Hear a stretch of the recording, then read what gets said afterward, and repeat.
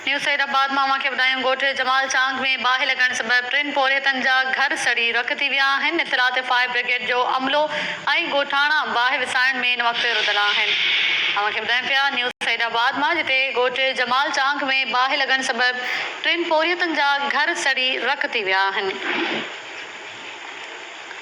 Time news reporter Mohammad दीन असां सां line ते मौजूद आहे। जी मोहम्मद दीन, कहिड़ा तफ़सील आहिनि?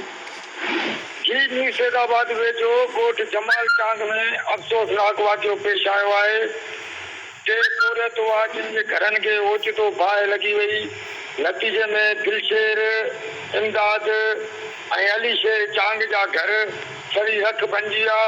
जॾहिं त भर पासे जे ॿियनि घरनि खे बचाइण लाइ ॻोठाणा वॾी तइदाद में गॾु थी पंहिंजी मदद पाण ते बाहि विसाइण में मसरूफ़ हुआ।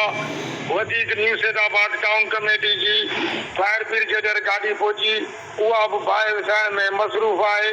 जॾहिं त ॻोठाणनि जो घरनि में पियल सोन, अनाज ऐं ॿियो सामान सड़ी रख बणिजी वियो आहे।